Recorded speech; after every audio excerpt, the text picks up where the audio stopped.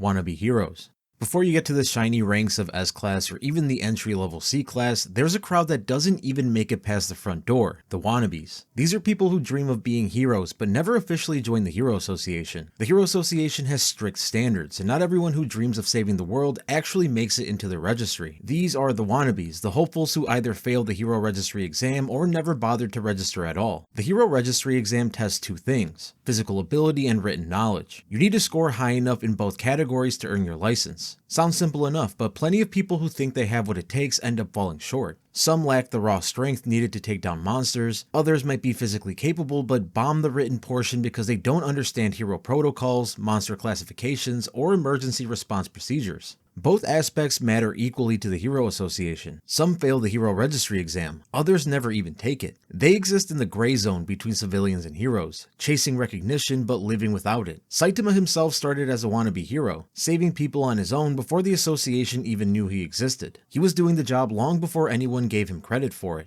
The organization claims to value bravery and selflessness, but it operates like a bureaucracy. The registry exam favors measurable results: how far someone can jump, how fast they can run, how well they can write an answer about hero ethics. But heroism doesn't always show up on a written test. That's why a lot of potential heroes slip through the cracks, while the unworthy ones make it through. Take Tank Top Tiger and Tank Top Black Hole, for example. Both have hero licenses, but they spend most of their time chasing fame instead of justice. Meanwhile, there are unregistered individuals out there risking their lives for free, unnoticed by anyone. The public usually sees wannabes as either courageous or foolish. Some communities respect them, especially if they protect their neighborhoods from petty criminals. Others think they're reckless nobodies trying too hard to be famous. It's worth noting that the line between a failed candidate and a future hero is very thin. Someone can fail the Hero Registry exam and still improve enough to pass next time. The association allows retakes, though few try again after the first failure. Most wannabes vanish without anyone remembering them. They either quit playing the hero or get destroyed by something with too many teeth before the registered heroes arrive.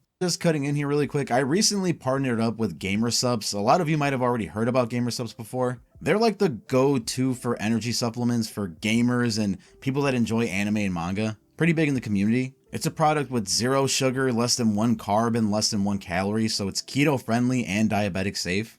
So this is pretty big because I used to drink a lot of energy drinks, and it's both healthier and cheaper than just straight up buying energy drinks from the gas station or something. And on top of that, I'm sure some of you may love this, they also have these like very aesthetic waifu cups that of course are anime themed because, you know, waifu. And what's really cool is if you click the link in my description and use my code AnimeX, you'll get 10% off your order, and on top of that, you'll be helping this channel greatly. I wouldn't be recommending this stuff to you guys if I didn't use it myself. I literally drink it every day. Like, I'm drinking it right now as I record this video. The flavors are good, the service is amazing, you get your stuff very quickly. So make sure to use the link in my description and use my code to save some money. C-Class. The C-Class is where almost every licensed hero begins their journey in One Punch Man. It's the bottom tier of the Hero Association, home to rookies, underdogs, and anyone who barely scraped through the entrance exam. It's also the biggest group in the entire association, filled with over 390 heroes, most of whom are still trying to figure out what being a hero really is. They're technically professional heroes, but compared to the heavy hitters in the higher ranks, the C-Class feels like the kiddie pool of hero society. C-Class heroes are generally stronger than your average civilian, but they're far from unstoppable. Their main job is to handle low-level crimes and threats. Things like muggers, small-time gangs, and weak monsters that don't pose a serious danger to cities. Most of their fights are against wolf-level threats, the lowest disaster ranking on the association's scale. Wolf-level enemies are minor dangers, usually weird mutants, small creatures, or violent criminals. They're the type of problem that needs someone capable but not necessarily someone superhuman. The lowest ranked heroes are perfect for that level of danger. The way the Hero Association handles C-Class heroes shows how disposable this tier really is. Every hero in this class has a weekly activity quota they have to meet to stay registered. If a hero goes an entire week without performing any heroic acts, whether that's saving someone, stopping a crime, or defeating a monster, they're kicked out of the registry immediately. The association doesn't care about excuses. No quota, no license. It's a constant struggle to stay relevant, especially in such an overcrowded rank. This rule pushes C-Class heroes to constantly patrol their cities, searching for any situation where they can prove their worth. It's not unusual to see them racing each other to the same scene just to log their quota for the week. The result is a mix of desperation and determination, where everyone's fighting for recognition or at least a reason to stay in the game. It's tough, competitive, and often unrewarding, but for most heroes, it's the only way to start climbing the ranks. Despite being the weakest class, C-Class heroes still have an important role in the Hero Association ecosystem. They handle the everyday issues that the higher ranked heroes don't have time for. B-Class and above usually get called for large-scale threats, but if there's a mugger in the alley or a wolf-level creature causing trouble in a neighborhood, it's a C-Class hero who shows up first. They keep the streets clean while the top heroes handle the monsters that could level entire cities. That being said, the disaster level system isn't perfect. Sometimes even low-ranked monsters can end up stronger than expected, and a few C-Class heroes have been wiped out by enemies supposedly within their range. It's not that they're completely useless, it's just that the Hero Association's threat classifications can be unpredictable. The difference between surviving and being hospitalized often comes down to luck or teamwork. Saitama's experience as a C-Class hero perfectly sums up what it's like to start at the bottom. When he took the Hero Registry exam, he completely destroyed the physical tests. He set records the examiners had never seen before, but when it came to the written exam, he failed spectacularly. The association assumed he was some kind of musclehead with no brain, so despite his unmatched physical performance, he was placed in C-Class at rank 342, basically near the bottom of the barrel. It was a frustrating start for someone who could destroy any monster with a single punch, but the rules were the rules. To stay registered, Saitama had to meet the same weekly quota as everyone else. He went around saving people and casually obliterating dragon level monsters in one shot, but no one knew who he was. At one point, he almost got kicked out because the association didn't even notice his activities. It wasn't until he started taking down more visible threats that his ranking improved. After the giant meteor incident where he single-handedly prevented City Z from being wiped off the map, Saitama was promoted all the way up to rank 5 in C-Class. Even then, he didn't get proper credit for his feat. The association gave most of the recognition to the higher ranked heroes who just happened to be nearby, while Saitama quietly climbed a few spots up the ladder. Most C-Class heroes, however, never get a big moment like that. They're ordinary people with average skills, doing their best to stay in the hero business. Some eventually move up to B-Class through steady performance and reputation, but most stay stuck at the bottom until they quit or get removed for inactivity. It's a grind that never stops. Every week is another fight to stay relevant. The number one hero in the C-Class is Moomin Rider, who represents the heart and determination that keep the rank alive. He's not strong by any means, but his bravery and sense of justice make him one of the most respected heroes around. He charges into danger on his bicycle without hesitation, knowing full well that he might not win. The Hero Association ranks him highly because of his unwavering dedication to save lives, even when he's completely outmatched, and he's one of the more popular heroes in the association. While others chase fame or promotions, Moomin Rider just keeps showing up. That's what sets him apart and why the public adores him. Other recognizable names in the C-Class lineup include Gearspur, Food Battler Futoshi, Red Muffler, Monster Roper Shell, Ecolo G, and Poison. These heroes joined forces as the support heroes during the Monster Association raid. At first they managed to handle a few low-level monsters, showing some solid teamwork and courage, but as stronger enemies appeared, especially the cadres, they were completely overwhelmed. Even then they didn't back down. They fought to protect Waganma, the kidnapped boy that they had rescued, holding the line until the S-Class heroes arrived to finish the battle. On the other end of the spectrum, there's Red Nose, Hyotoko, and Tank Top Tiger, heroes who didn't exactly make a great impression. They ended up as quick defeats and unfortunate victims of Garo's hero hunting spree. The C-Class also serves as a testing ground for new heroes. It's where the association watches to see who has potential and who's wasting space. Promotions depend on performance, public recognition, and results. Some heroes find creative ways to stand out like public interviews, flashy costumes, or exaggerated hero names, while others rely purely on consistency. It's not always about strength. Sometimes popularity can move a hero up the ladder faster than actual skill. Interestingly, not every hero starts in C-Class. Genos, for example, skipped the entire process. His exam results were so impressive, and his reputation as the one who destroyed the House of Evolution base impressed the Hero Association so much that they placed him straight in S-Class. Not to mention, King was directly offered an S-Class hero certificate without even taking the hero exam, because he was mistaken for being the one who defeated many powerful monsters, an achievement that had actually been accomplished by Saitama.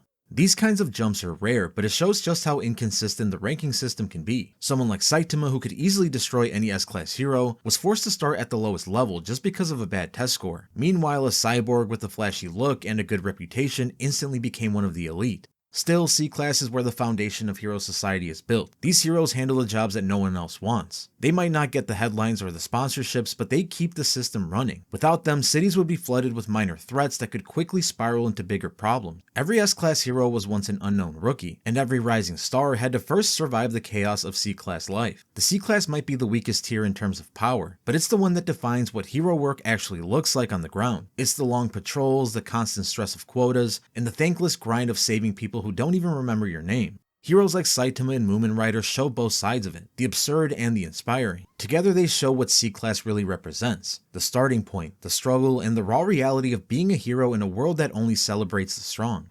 B-Class. Right after the C-Class comes the B-Class, the place where heroes are finally considered decent at their job but still have to watch their backs around anything scarier than a wolf-level threat. The B-Class has a total of 101 heroes, and compared to the C-Class rookies, these ones can actually handle a monster attack without immediately becoming part of the debris. A B-Class hero can usually take down a wolf-level monster solo, which already puts them above the street-level crowd. But the gap between usually and always becomes pretty clear once a tiger level threat shows up. A perfect example is Konbu Infinity, a tiger level monster that made salad out of several B-Class heroes before being taken down by Saitama. He was likely misclassified though and should have been a demon. So yeah, B-Class heroes are stronger, but they're still nowhere near the top of the food chain. Promotion wise, the process is pretty straightforward. A hero who hits rank 1 in C-Class gets the option to move up to B-Class. And unlike C-Class heroes, they don't have to grind out weekly quotas to keep their spot. That means less paperwork and more monster punching, which sounds great until you realize you're still stuck in the lower half of the entire Hero Association hierarchy. Even with their improved combat ability and freedom, B-Class heroes are still considered the second weakest group overall. High-level monsters can take them out easily, and a few S-Class heroes could probably beat the entire class before lunch. But B-Class isn't completely hopeless. It has some real talent, and one of the biggest names in the association sits right at the top of it. The number 1 B-Class hero is none other than Fubuki, also known as the Blizzard of Hell. She's an Esper, the younger sister of the S-Class hero powerhouse Tatsumaki, and the leader of her own faction, the Blizzard Group. This team is made up mostly of other B-Class heroes who follow her for protection, power, or maybe just her personality. Fubuki's the kind of hero who doesn't like to lose control. She has strength, charisma, and ambition, making her a force within her rank. But she's also realistic about her limits. She's not nearly as strong as her sister, though she's more than capable of holding her own in most battles. Fubuki herself claims that she can reach an upper rank in A-Class, and that isn't just her ego talking. Her combat record shows she's got the skill to back it up. During her fight with Super S, Fubuki endures multiple whip strikes that sent other heroes flying like ragdolls. Despite the punishment, she stayed standing and continues to command her group. Later on, she even blocks an attack from a dragon level monster, something that would flatten most B-Class heroes instantly. The effort leaves her exhausted and bleeding from the eyes, but the fact that she could even pull it off says a lot about her capabilities. Fubuki's main fighting style revolves around psychokinesis. She manipulates objects around her, turning debris into high-speed projectiles or constructing psychic barriers to shield her allies. These barriers aren't invincible, but they're strong enough to protect even veteran fighters like Bang and Bomb from overgrown Rover's energy blasts, which is pretty ridiculous considering Rover's attack power. That kind of durability puts Fubuki well above most B-Class heroes. She's also shown some unique support abilities. Her psychic control extends beyond combat, allowing her to heal or restore organic materials. She once repaired the damaged organic components in Genos' overheated body, and even used Bomb's energy to help Tank Top Master recover after a brutal fight. Of course it leaves her and her allies drained, but it's still impressive that a B-Class hero has that kind of versatility. Even with all that power, Fubuki's biggest advantage might be her awareness. She's one of the few people who actually understands Saitama's real strength. While most heroes either dismiss or underestimate him, Fubuki recognizes that he's in a completely different league. She's been trying to recruit him into her group for a while now, hoping to strengthen her influence within the association. Unfortunately for her though, Saitama's more interested in going home and watching TV than joining any team. Speaking of Saitama, he actually spent some time in B-Class himself. After defeating Deep Sea King, the association recognized his efforts and promoted him straight to B-Class rank 7. It was a well-earned boost, though still nowhere near his true power level. He didn't stay there long, but his short run was still enough to turn some heads, especially Fubuki's. Outside of Fubuki and Saitama, the rest of the B-Class is filled with mid-tier heroes trying to prove themselves.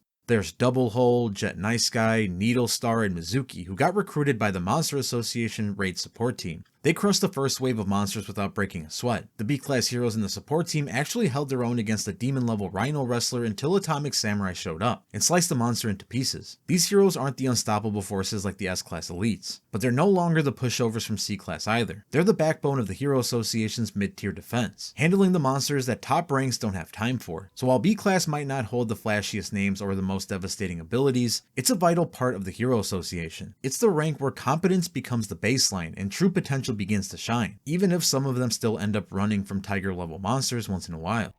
A-Class. After the B class, we move up to A class, the point in the Hero Association's ladder where heroes start to look seriously impressive. These are the professionals who take on tiger level monsters, though they're not completely invincible. There's still a wide range of skill levels even within the class itself, and among the top A class heroes, some demon level monsters are far beyond their reach. The A class represents the step between dependable fighters and full-blown monsters in human form like those in the S class. As of the manga, the A class has 39 heroes total. That includes Saitama, who officially lands in this class after the Monster Association crisis. His promotion to A class rank 39 is one of the rare times the association's ranking system actually reflects some level of its contribution, even if it still undersells how absurdly strong he is. A class heroes are the heavy hitters that cities rely on when the threat level jumps above what lower ranks can handle. A single A class hero can easily take down a tiger level monster by themselves. However, the moment things escalate into demon category, even these heroes start to struggle and teamwork becomes essential. They're strong, but again still pretty much human, and one mistake against the wrong opponent can be fatal. The promotion system for A class is pretty similar to that of B class. When a hero reaches rank 1 in B class, they're given the option to move up. That being said, not everyone who climbs the ranks does so through slow progress. Some get fast-tracked due to exceptional achievements. Saitama is a perfect example. After defeating countless monsters and playing a massive role in the Monster Association raid, he was bumped straight to A class, skipping the usual grind. Now, while the A class is full of skilled fighters, the real attention always falls on one man, Butte, also known publicly as Amai Mask. He's the rank 1 A class hero and one of the most recognizable faces in the world. He isn't just a hero, he's also a model, an actor, a singer, and basically the Hero Association's golden boy. His influence goes beyond combat since he's also part of the Hero Association's ranking committee, which means he literally has a say in who climbs the ladder. Amai Mask is far stronger than the rest of his class. In fact, his abilities are easily S-class level. He refuses to move up though because he believes that the S-class should remain exclusive to the strongest of the strong. His reasoning is simple: if someone like him moves up, it might open the floodgates for weaker heroes to rise through association rather than ability. So he stays in A class to act as a wall, making sure that no one unworthy slips through. In battle, Amai Mask's abilities are brutal. His speed is so overwhelming that most opponents don't even realize they're being killed until their bodies hit the floor. He once wiped out a group of alien invaders with just a swipe of his hand. When 3 monsters crashed one of his concerts, he sliced 2 of them cleanly in half and obliterated the third one's head with a single punch. That kind of power gap between him and the rest of the A class isn't small, it's a canyon. He's also capable of fighting with precision. During his encounter with Supan, Amai Mask moves into his blind spot, incapacitates him immediately, and delivers a finishing blow before the monster can react. His strength is monstrous too. He can throw massive chunks of debris with just one arm and crush the skull of a demon level monster like Dues using nothing but his hand. This kind of raw power makes him the gatekeeper of the A class, both figuratively and literally, but Amai Mask's obsession with perfection goes deeper than strength. He's completely obsessed with the concept that heroes must embody both beauty and power. In his mind, beauty overwhelms power, and a true hero must be beautiful inside and out. It's not just vanity though, it's rooted in his own past. Before his fame and good looks, Amai Mask used to be ugly, and his insecurities over this drove him into hiding his face. Back then, he worked under the name Secret Mask, wearing full body armor and a helmet to conceal his appearance. His career as a hero continued that way until his resentment for his ugliness reached a breaking point. All that hatred ended up transforming him into a monster. Yes, an actual monster, though his outward form became beautiful. When he later fights Pesky Clown, Amai Mask is pushed to his limits and begins to transform into his monster form again, revealing his true appearance, a hulking, twisted monster-like version of himself. His transformation grants him enhanced durability and regenerative abilities, which explains why he can recover from horrific injuries. He once had his torso torn open, his intestines exposed, and his face crushed by Fear Ugly, yet he eventually heals back to normal. It's truly horrifying and impressive at the same time. Despite his monstrous side, Amai Mask's influence and strength make him one of the most important figures in the Hero Association. While he's undeniably powerful, his methods and personality have earned him plenty of criticism. Many see him as egotistical and obsessed with appearances, but his impact on the hero world can't be ignored. The rest of the A class might not match Amai Mask's intensity, but it's filled with capable heroes. Atomic Samurai's disciples E-Iron, Okama Itachi, and Bushi Drill also belong in this class. During the Monster Association raid, they fought alongside the support team and saved weaker heroes from getting killed by the second wave of monsters. They struggled against Rhino Wrestler and Dues, but managed to hold their ground until Atomic Samurai and Amai Mask stepped in to finish the job. Their biggest accomplishments come from their fight with demon level monster Devil Longhair. The 3 swordsmen worked together as a unit, rushing in and slicing through Devil Longhair's hair as quickly and efficiently as they could. They managed to take him down, though they admitted afterwards that he was a tough opponent. Without their teamwork, they would have easily lost the fight. Other A-class heroes recruited for the support team during the Monster Association raid include One-Shotter, Green, Crescent Eyebrow, Twin Tail, and Feather. They wiped out the first wave of monsters easily enough. Unfortunately, when the cadres showed up, they got beaten just like everyone else on the support team, who led a group of A and B class heroes on a mission to capture Garo. At first, the group had the advantage because Garo was already injured from previous fights, but Garo flipped the situation around by using their own weapons and attacks against them. After a brutal battle, Death Gatling was the only one still standing. Garo then attacked Death Gatling directly, broke his gun, and took him down. Compared to the lower classes, A-class heroes get more recognition and better resources. They handle large-scale operations and receive backup when fighting stronger opponents. They're the ones that take the brunt of the workload when S-class heroes can't be everywhere at once. While they might not have the overwhelming might of the top-tier heroes, their consistency and reliability keep the system from collapsing.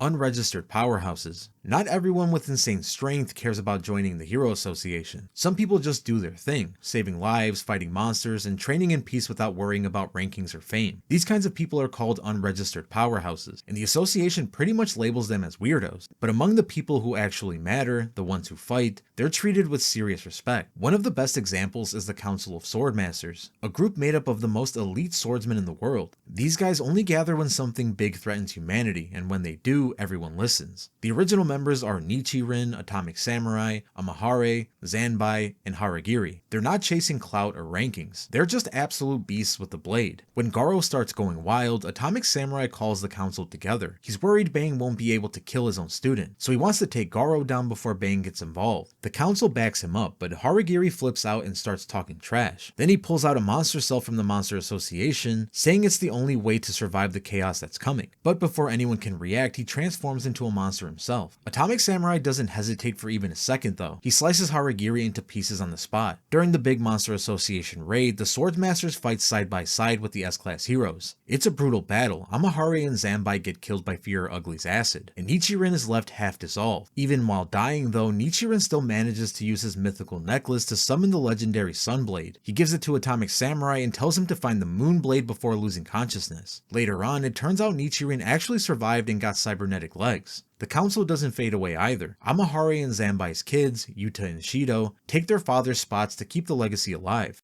Another unregistered legend is Bomb, Bang's older brother. He's the creator of the Whirlwind Iron Cutting Fist, a martial art that perfectly complements Bang's Water Stream Rock Smashing Fist. While Bang went the official route and became an S-class hero, Bomb chose to stay out of the spotlight. But when serious threats show up, like Garo or Elder Centipede, Bomb's always right there, fighting alongside his brother. He's also present when the heroes raid the Monster Association. Even after getting drained by Fubuki to heal Tank Top Master, Bomb still manages to fight evenly with Garo for a bit, showing how skilled he really is. He's not registered, but he acts like a hero in every way, saving others, protecting cities, and never backing down when things get ugly. Then there's Suiryu, the martial arts prodigy who could have been a top hero if he actually wanted to be one. He practices the Void Fist, and used to treat fighting as a hobby more than a duty. Even with that lazy attitude, he's a 4-time Super Fight champion, and had never lost a single match before facing Saitama. He wipes out A-class heroes and other fighters with zero effort during the tournament, but when he finally fights Saitama, disguised as Sharanko, Suiryu's skills are clearly at S-class level, but Saitama's power is just ridiculous, so the fight doesn't last long. Suiryu technically wins because Saitama's disguise gets exposed and he's disqualified. After the tournament though, Suiryu's perspective changes fast.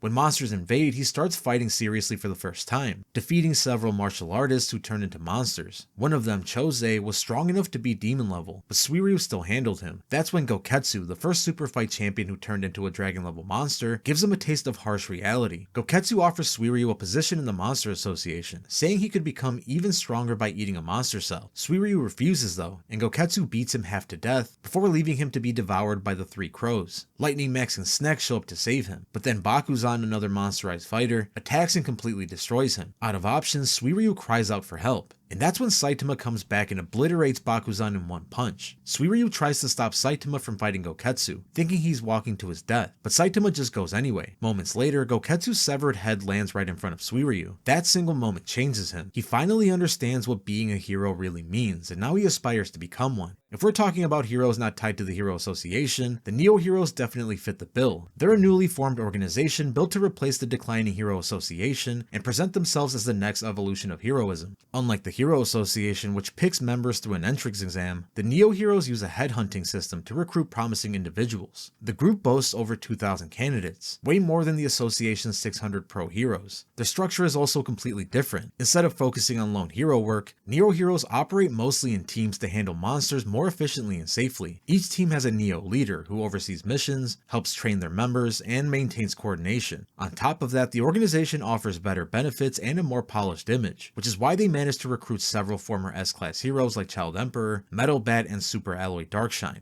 They also started inviting lower ranked heroes from the Hero Association to join them, slowly draining the association's ranks. Suiryu, who initially planned to join the Hero Association, also ended up joining the Neo Heroes instead. However, not all the recruits are exactly heroic. The Neo Heroes also brings in controversial individuals, serial killers, cult leaders, and other dangerous people. Publicly, they claim to stand for real heroism and accuse the Hero Association of being corrupt and self-serving. But underneath all the good PR, things start to look shady. At first, the Neo Heroes outperform the Hero Association in handling threats and protecting civilians, but soon enough, their darker side begins to show. Child Emperor, Metal Bat, and Sekingar all leave the Hero Association to join the Neo Heroes, not out of loyalty, but to secretly investigate what's really going on. Their suspicions are quickly confirmed. The Neo Heroes are involved in unethical recruitment and disturbing experiments. Every member is given a specialized battle suit that boosts their combat ability, allowing even weaker heroes to fight against Tiger level monsters. But there's a catch. These suits can malfunction or be tampered with, turning their wearers into mindless rampaging cyborgs who attack both allies and civilians. Metal Bat later discovers that the organization runs a cybernization program, disguised as a medical and performance enhancement initiative for injured members. In reality, it's a cover for transforming people into obedient machines. Darkshine starts noticing odd behavior during training sessions too. Recruits are given special energy drinks that drastically enhance their strength and muscle growth, but it also causes uncontrollable aggression and violent behavior. Meanwhile, Child Emperor finds microchips embedded in the brains of dragon level monsters that the Neo Heroes were tasked to eliminate, suggesting that many of their so-called enemies were actually being controlled by the organization itself. The Neo Heroes may claim to be the new face of heroism, but behind the curtain, they're more corrupt and dangerous than the Hero Association ever was. Even Speeda Sound Sonic points out that they're worse than the criminal underworld they claim to fight against.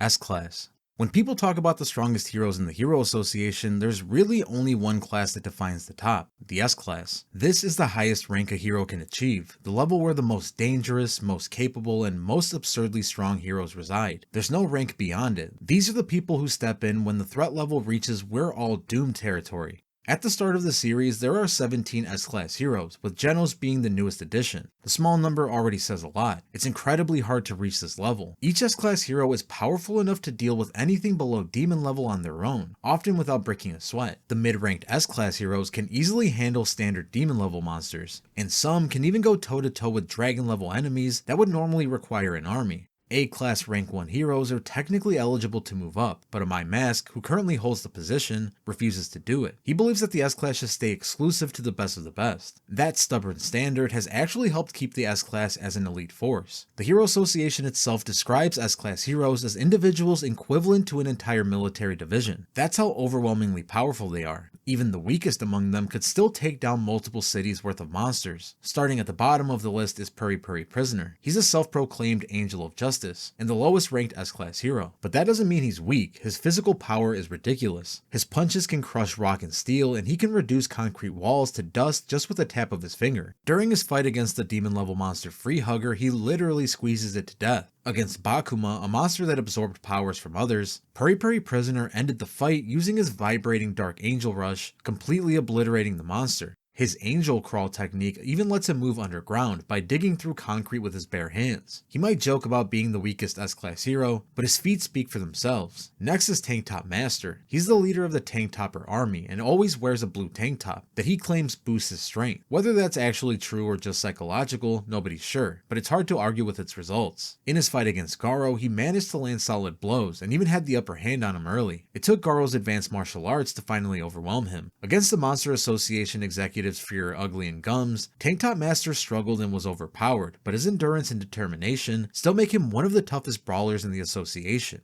Genos, the demon cyborg, is the newest S-Class hero. His cybernetic frame allows him to fight without being hindered by pain or fatigue, and he's constantly upgrading his body thanks to Dr. Kuseno. During the Monster Association raid, his support was vital. He jumped in to save multiple heroes from fatal situations. He even saved Tatsumaki from being finished off by Sairochi. His evolution never stops, which is what makes him one of the most promising S-Class heroes. Moving up, we have Child Emperor. Despite his age, he's one of the most valuable members of the S-Class. His strength comes from his incredible intellect. His backpack is basically a mobile arsenal filled with gadgets, spider-like limbs, weapons, and defensive tools that he designed himself. He also pilots a massive mech suit that boosts his physical strength. During the Monster Association raid, he handled logistics and successfully rescued Waganma, the mission's main objective. He even defeated dragon-level monster Phoenix Man, proving that his brains and tech can compete with raw strength. Metal Bat is another hero whose toughness is unmatched. His power scales with his fighting spirit. The angrier he gets, or the more damage that he takes, the stronger he becomes. It's pretty much the One Punch Man version of a Zenkai boost. Even after being drugged mid-battle, he was able to fight off multiple demon-level monsters. He caused real damage to Elder Centipede, a massive dragon-level threat with just his bat. He also held his ground against Garo despite already being injured from earlier fights. Later, he was even able to crack Sage Centipede's armor, which was far tougher than even Elder Centipede's. Metal Bat's endurance and relentless attitude make him one of the scariest heroes to fight in close combat. Then there's Pig God, who might look strange but is far from a joke. His power lies in his unique biology. He can devour monsters whole and instantly digest them. He even stores people safely in his stomach to protect them during missions. Many heroes owe their lives to him after he swallowed and carried them out of deadly situations during the Monster Association raid. He defeated Evil Natural Water, an enemy that could regenerate endlessly, by consuming and digesting it completely. Despite losing a battle to Gums earlier, Pig God's contributions and unorthodox fighting style make him a critical member of the team.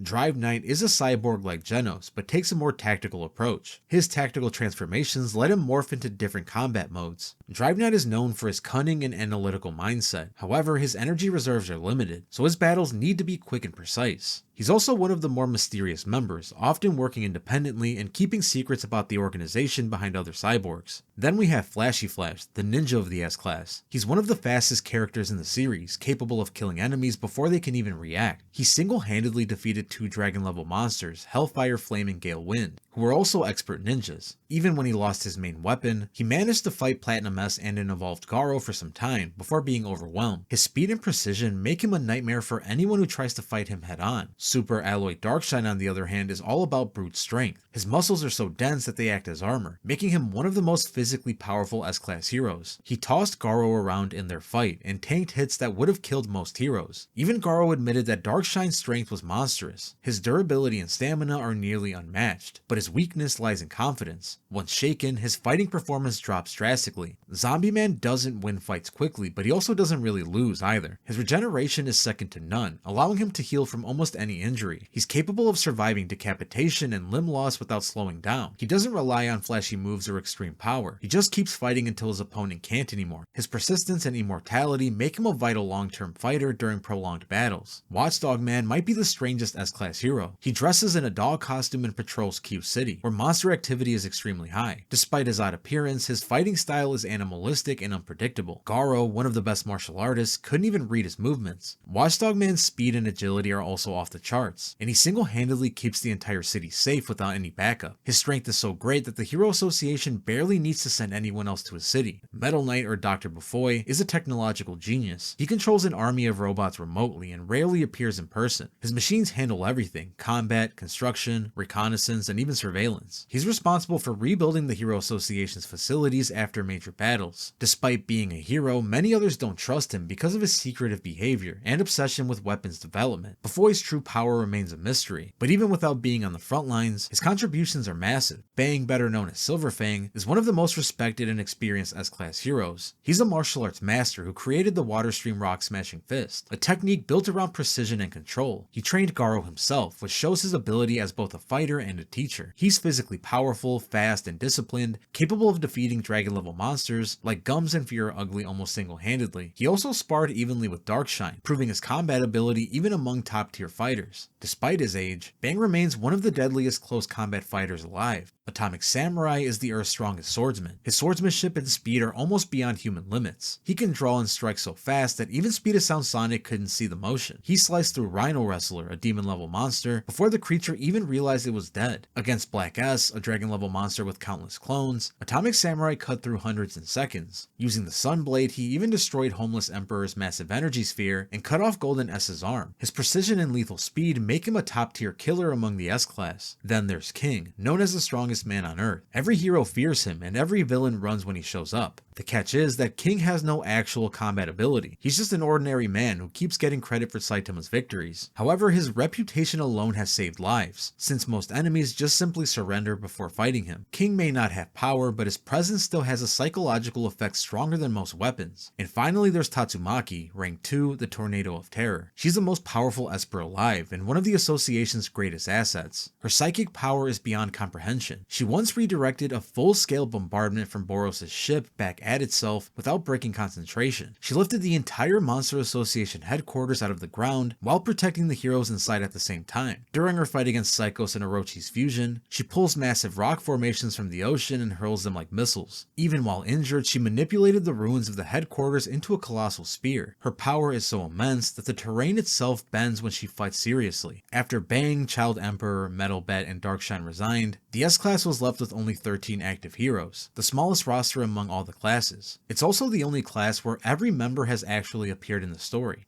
God level heroes. The bald guy who can end any fight with one punch is the absolute strongest being in One Punch Man, and is the perfect embodiment of a god level hero. Nobody has ever managed to hurt him, and almost no one has lasted more than a single punch once he gets serious. The only exceptions are people he's deliberately held back against. He is so far beyond artificial life forms, mutants, and advanced cyborgs that comparing them to him almost feels pointless. Most monsters don't even survive the first hit, they just burst apart on impact. One time he even leapt from the top of a building, punched a meteor to pieces midair, and landed without a scratch, then just decided to go home. That's a typical Saitama move. His normal punches can level city blocks, and his serious punch takes destruction to another level. Against Boros, his serious punch not only cancelled out the alien's ultimate attack, the collapsing star roaring cannon, but the shockwave from the collision cleared the clouds across the entire planet. That was just from the aftershock. During his fight against Orochi, the high-speed pressure from the lava he fired out of his hands overpowered Orochi's Gaia cannon and completely dispersed it. This attack was incredibly powerful since it drew energy straight from the Earth's core and caused earthquakes across the entire planet. Things only got wilder when he fought Cosmic Fear Mode Garo. Garo had been given power by God and could copy Saitama's abilities, which made him the only opponent capable of pushing Saitama past his usual calm state. When their punches clashed, two serious punches meeting head-on, it created something called a Serious Punch Squared,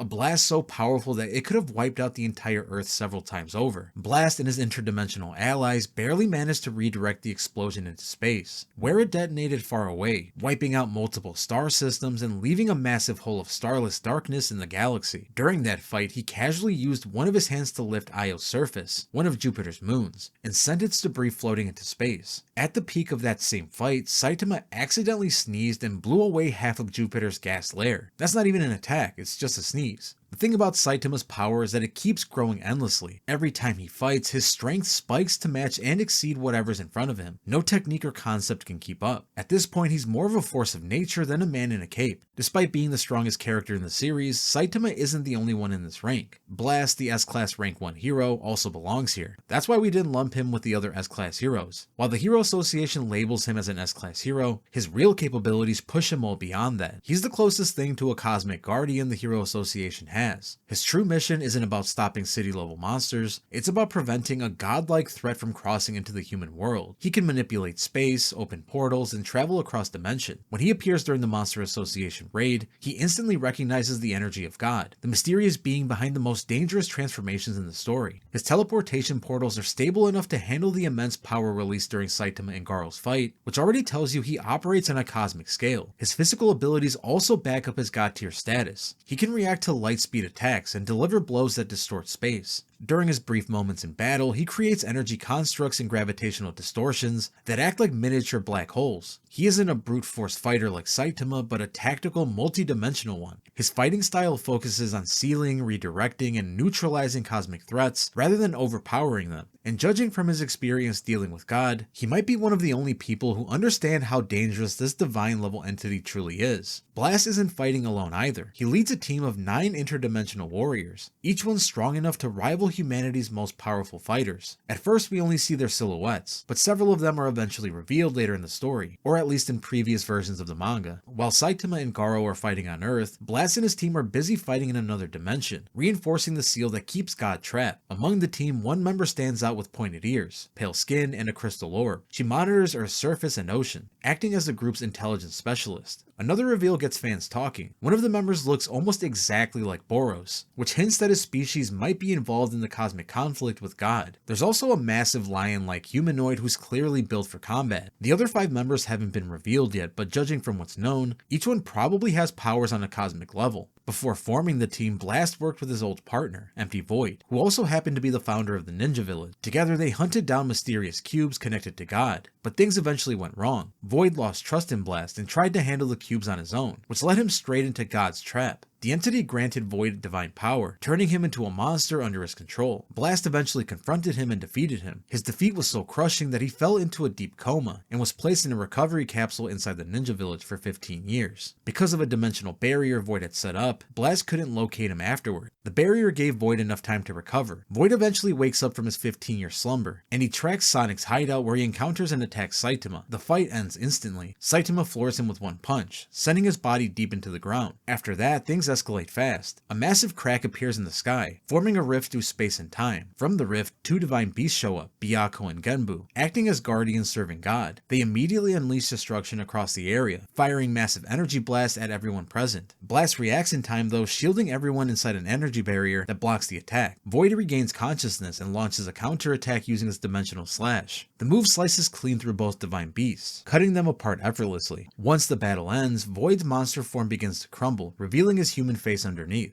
While the Hero Association focuses on monsters and disasters on Earth, Blast and his team are battling to keep the fabric of reality itself from tearing apart. Them, along with fighters like Saitama, operate on a level where a single mistake can unleash God-level entities capable of wiping out entire worlds. And judging from everything shown so far, Blast and his allies serve as the last line of defense between humanity and whatever's waiting on the other side of those dimensional cracks.